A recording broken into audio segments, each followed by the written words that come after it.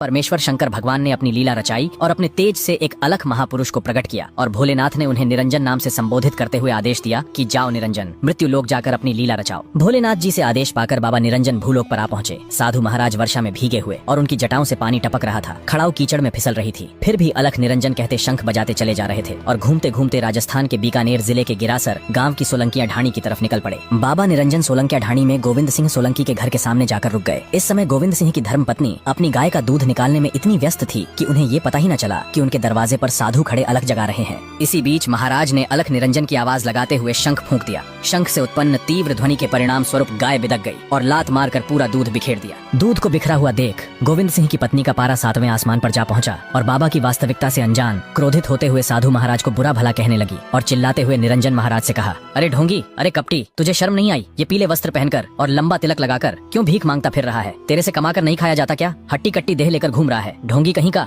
बाबा निरंजन हंसकर बोले, माता दोष क्यों लगाती हो? हम तो अभी आए हैं, अभी चले जाएंगे, 2 पल के मेहमान हैं। तभी गोविंद सिंह की पत्नी क्रोधित होकर बोली, चल चल आगे का रास्ता नाप। बाबा निरंजन मुस्कुराते हुए वहां से चल पड़े। इसी दौरान दूर झोपड़ी के पास बैठे गोविंद सिंह जी के पिता श्री न्यादर सिंह जी की नजर बाबा पर पड़ी। अपने घर से साधु महाराज को खाली हाथ वापस लौटते देख उन्होंने सोचा, जरूर घर की औरतों ने कुछ कह दिया होगा, इसीलिए नाराज होकर जा रहे हैं। साफ मन के गोविंद सिंह जी और उनके पिता न्यादर सिंह जी को जल्दबाजी में कुछ समझ न आया और हड़बड़ी में एक कलश में जल लेकर उनके पीछे दौड़ पड़े और विनती करने लगे कि घर की औरतों द्वारा बोले गए कटु वचनों के लिए क्षमा करें, वे अबोध अज्ञान है। मगर साधु महाराज बिना कुछ सुने मुस्कुराते हुए आगे बढ़े चले जा रहे थे। तब श्री न्यादर सिंह जी ने बाबा निरंजन से कहा, अच्छा ठीक है महाराज, मेरे द्वारा लाया गया थोड़ा जल ही ग्रहण कर लीजिए।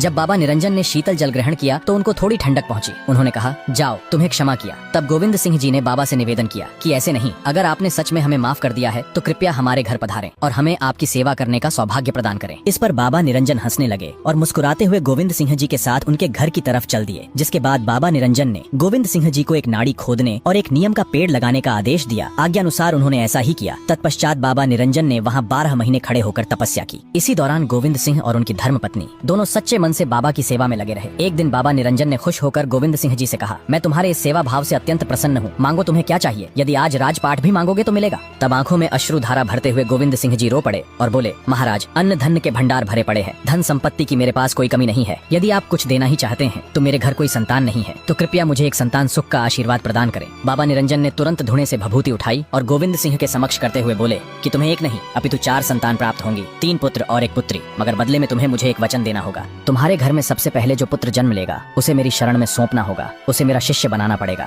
वक्त आने पर अपने वचन से मुकर तो नहीं जाओगे? बोलो, क्या तुम्हें मंजूर है? गोविंद सिंह जी ने कहा, जी महाराज, मुझे मंजूर है। यह एक राजपूत का वचन है, जो कह दिया सो पत्थर की लकीर समझो। तब बाबा निरंजन ने तथास्तु कहते हुए भभूति गोविंद सिंह जी को सौंप दी और वहाँ से प्रस्थान लेते हुए बाबा निरंजन काली नाड़ी के जंगल में आ पहुँचे और इसी जंगल में एक स्थान पर अखंड तपस्या में लीन हो गए। समय का पहिया निरंतर घूमता रहा और ठीक 9 महीने बाद आखिरकार वो शुभ घड़ी आई, जिसका गोविंद सिंह जी और उनकी धर्म पत्नी सहित संपूर्ण परिवार को बेसब्री से इंतजार था। उनके घर आंगन में खुशियों की किलकारियां गूंज उठीं। बाबा निरंजन द्वारा दी गई भभूति से जन्म होने के परिणाम स्वरूप बालक का नाम भभूता सिद्ध रखा गया। भभूता सिद्ध जी के जन्मोत्सव पर पूरे गांव में आनंदमयी और खुशियों का माहौल छाया हुआ था। लेकिन ये खुशियां कब उनका दामन छोड़ देंगी, कोई नहीं जानता था। पुत्र मोह में खोए गोविंद सिंह जी शायद अभी तक अपना दिया वचन भूले नहीं थे।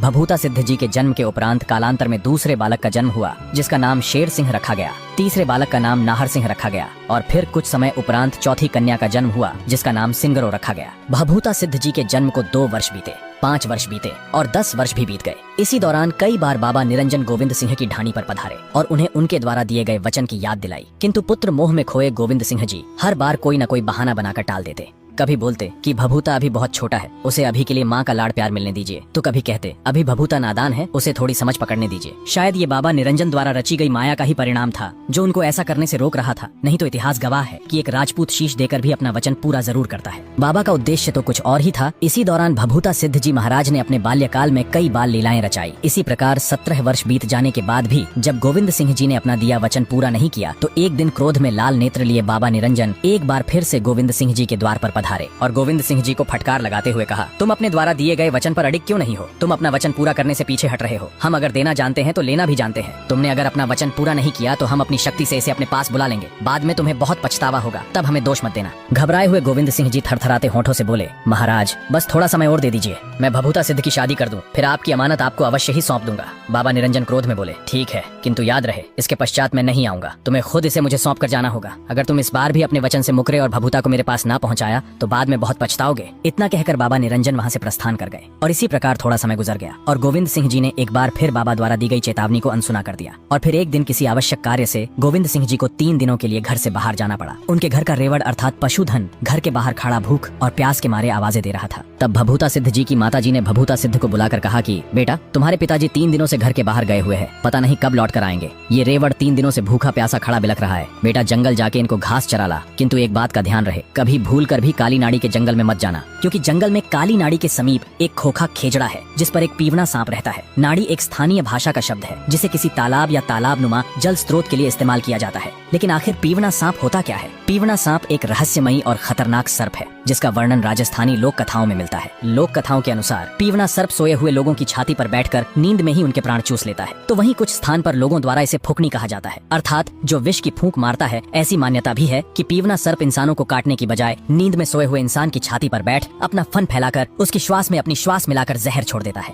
जिसका असर सूर्य की रोशनी के साथ पड़ने लगता है और मुंह के अंदर तालू में एक छाला बन जाता है जो सूर्य की किरणों से अधिक फैलने लगता है और छाती में दर्द बढ़ने लग जाता है, जिसके परिणाम स्वरूप पीड़ित की मृत्यु हो जाती है। कुछ वैज्ञानिक इस सर्प का नाम कॉमन करैत बताते हैं, जो कि एक खतरनाक सांप है। तो वहीं कुछ विशेषज्ञों के अनुसार पीवने सर्प की लंबाई करीब 7 फीट तक होती है। यह सर्प राजस्थान के रेतीले स्थानों पर पाया जाता है। इसका रंग बालू रेत की तरह होने के कारण इसे आसानी से देख पाना मुश्किल है। हकीकत क्या है, इस बारे में कोई पुख्ता प्रमाण आज तक नहीं मिल पाया है। माता से आज्ञा पाकर भभूता सिद्ध जी अपने मित्रों संग अपना पशुधन लेकर जंगल की ओर निकल पड़े, लेकिन उन्होंने देखा जंगल में कहीं भी घास नजर नहीं आ रही थी। तभी वहाँ से गुजर रहे एक राहगीर ने बताया कि जंगल में काली नाड़ी के पास लंबी लंबी और घनी हरी घास है। काली नाड़ी का नाम सुनते ही भभूता सिद्ध जी को माता द्वारा दी गई चेतावनी याद आ गई, किंतु 3 दिनों से भूखे प्यासे रेवड़ को भी नजरअंदाज नहीं किया जा सकता था। और यही सब सोचकर भभूता सिद्ध जी जंगल में अपने पशुधन को हाँकते हुए काली नाड़ी की तरफ निकल पड़े। काली नाड़ी के पास पहुँचते ही भभूता सिद्ध जी ने देखा उस राहगीर द्वारा बोले गए वचन सत्य थे। वहाँ बेहद घनी और हरी घास थी। विधि के लिखे विधान और महादेव द्वारा रची गई लीला के परिणाम स्वरूप अपने मित्रों संग खेलते खेलते भभूता सिद्ध जी की नजर दूर उस प्राचीन खेजड़े के वृक्ष पर पड़ी और उनके मन में विचार उत्पन्न हुआ कि इस पीवने सर्प की वजह से यहाँ कोई नहीं आता, जबकि यहाँ पशुओं के पेट भरने के लिए पर्याप्त चारा मौजूद है। इसी विचार के परिणाम स्वरूप भभूता सिद्ध जी के मन में पीवने सर्प के प्रति क्रोध ने जन्म ले लिया और हाथ में लाठी लिए महाराज भभूता सिद्ध जी खोखे खेजड़े की ओर आगे बढ़ने लगे। उनके मित्रों ने उन्हें रोकने का अथाह प्रयास किया, किंतु विफल रहे। भभूता सिद्ध जी ने उनकी एक न सुनी और उस खेजड़े के समीप पहुंचकर पीवने सांप को बाहर आने के लिए ललकार लगाई। कुछ समय बाद खेजड़े से आवाज आई कि हे राहगीर, तुम जो कोई भी हो अपने रास्ते लौट जाओ। मैंने तुम्हारा क्या बिगाड़ा है जो तुम इस प्रकार मुझ पर क्रोधित होकर मुझे बाहर आने के लिए ललकार रहे हो? तभी भभूता सिद्ध जी ने कहा कि तुम्हारे डर से स्थानीय लोग इस स्थान पर आने से भयभीत होते हैं, अतः तुम्हें किसी भी कीमत पर यह स्थान छोड़कर जाना होगा। इतना सुनते ही पीवना सर्प खेजड़े से नीचे उतरा और मनुष्य रूप धारण करते हुए भभूता सिद्ध जी से कहा, मैं चाहकर भी ऐसा नहीं कर पाऊंगा क्योंकि मुझे अपने ही गुरु द्वारा श्राप मिला है। तब भभूता सिद्ध जी ने कहा, स्पष्ट कहो क्या कहना चाहते हो? तब सर्प ने कहा, वर्तमान से लगभग 600 साल पहले की बात है। मैं और मेरे गुरु इसी जंगल के रास्ते गुजर रहे थे। उसी समय हमें प्यास लगी तो हम गुरु चेला यहाँ जल ग्रहण करने पधारे। गुरुदेव को यह स्थान ठहरने के लिए उत्तम लगा तो गुरुदेव की आज्ञा अनुसार हमने कुछ दिन इस खेजड़े के वृक्ष तले विश्राम करने का विचार किया। जब मैं गहरी नींद में सो जाता तो गुरुदेव रात्रि उपरांत ब्रह्म मुहूर्त में उठकर सिद्धियां प्राप्ति के लिए साधना किया करते। एक दिन जब वे ऐसा कर रहे थे उसी समय संयोगवश मेरी निंद्रा भंग हो गई और मैंने गुरुदेव को ऐसा करते हुए देख लिया। मेरे मन में उसी समय कपट ने जन्म ले लिया। मुझे सिद्धियां प्राप्ति से पहले बहुत कुछ सीखना बाकी था, इसलिए गुरुदेव को सही समय का इंतजार था और मुझे यह भ्रम हो गया कि गुरुदेव मुझसे ये सब छुपा रहे हैं। और इसी कपट के वशीभूत जब गुरुदेव सिद्धियां प्राप्ति के लिए साधना किया करते तो मैं सोने का ढोंग करते हुए उन्हें देखता और जब गुरुदेव सो जाया करते तो मैं उठकर बिना उनकी अनुमति के उन्हीं के भांति सिद्धियां प्राप्त करने की कोशिश करता। एक दिन मैं ऐसा कर ही रहा था कि अचानक गुरुदेव की नींद टूट गई और गुरुदेव तुरंत उठ खड़े हुए। मेरे द्वारा अपने ही गुरु के साथ किया जा रहा ऐसा कपट देख उनके नेत्रों में अग्नि ज्वाला प्रज्वलित हो उठी और क्रोध में अपना कमंडल उठाकर अपनी हथेली में जल भरते हुए बोले, कपटी दुष्ट, तुझे अपने गुरु के साथ कपट करते हुए तनिक भी लज्जा नहीं आई? जा, तुझे मैं इस नीच कपट के लिए श्राप देता हूँ। आज से तू पीवना सांप बनकर इसी वृक्ष पर पड़ा रहेगा। इतना कहते हुए गुरुदेव ने हथेली में भरे जल की मुझ पर फटकार लगाई और देखते ही देखते मैं एक सर्प में बदल गया। मुझे अपने किए पर बहुत पछतावा हुआ और मैं गुरुदेव के चरण कमलों में पड़कर गिड़गिड़ाते हुए दया की भीख मांगने लगा कि गुरुदेव रहम करें, मैं अनंत काल तक ऐसे ही भटकता रहूंगा, मेरी मुक्ति का कोई तो उपाय सुझाए। जब गुरुदेव का क्रोध थोड़ा शांत हुआ तब उन्होंने कहा, ठीक है, अगर कोई व्यक्ति स्वेच्छा से तुम्हें अपने प्राण हरने देगा तो तुम हमेशा हमेशा के लिए इस श्राप से मुक्त हो जाओगे। उसके बाद से आज तक यही मेरा निवास स्थान है, अतः लौट जाओ भभूता, तुम्हारी माता घर पर तुम्हारी राह देख रही है। इतना सुनते ही भभूता सिद्ध जी मुस्कुराने लगे और पीवने सर्प से कहा, शायद भगवान शंकर ने मेरी नियति में यही लिखा है। मेरा यहाँ आकर आपसे मिलना महज एक संयोग तो नहीं, मैं आपकी मुक्ति के लिए स्वेच्छा से अपने प्राण देने के लिए तैयार हूँ। तब पीवने सर्प ने कहा, तुम्हें मरने से भय नहीं लगता भभूता? घर पर तुम्हारी माता तुम्हारी राह देख रही है। तब भभूता सिद्ध जी मुस्कुराते हुए बोले कि नागराज, एक दिन तो वैसे भी सबको मरना ही है। अगर मैं आज मोक्ष को प्राप्त हो जाऊं और मेरी मोक्ष प्राप्ति से किसी का उद्धार भी हो सके तो भला इससे उत्तम और क्या होगा।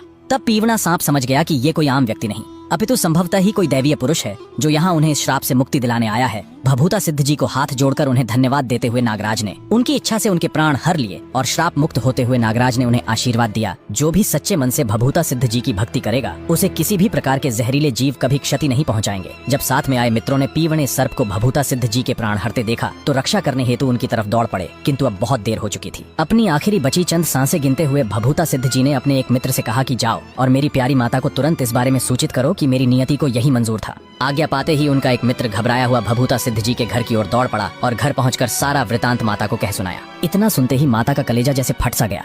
रोती बिलखती माता भभूता भभूता चिल्लाते हुए काली नाड़ी की ओर दौड़ पड़ी। उनकी आंखों से बहती अश्रुधारा एकाएक रुकने का नाम नहीं ले रही थी, और लेती भी कैसे। एक माँ की ममता होती ही ऐसी है जिसको भगवान भी स्वयं से ऊपर का दर्जा देते हैं। जैसे ही माता भभूता सिद्ध जी के पास पहुंची तो देखा उनका देह अब ठंडा पड़ चुका था। उन्हें ये भलीभांति ज्ञात हो चुका था कि अब भभूता फिर कभी नहीं बोलेगा, किंतु एक माँ का हृदय यह मानने को तैयार न था और माता जोर जोर से रोते हुए लगातार भभूता भभूता पुकारे जा रही थी कि शायद उनका पुत्र अब तो उठेगा, लेकिन कहते हैं ना, होनी को कोई नहीं टाल सकता।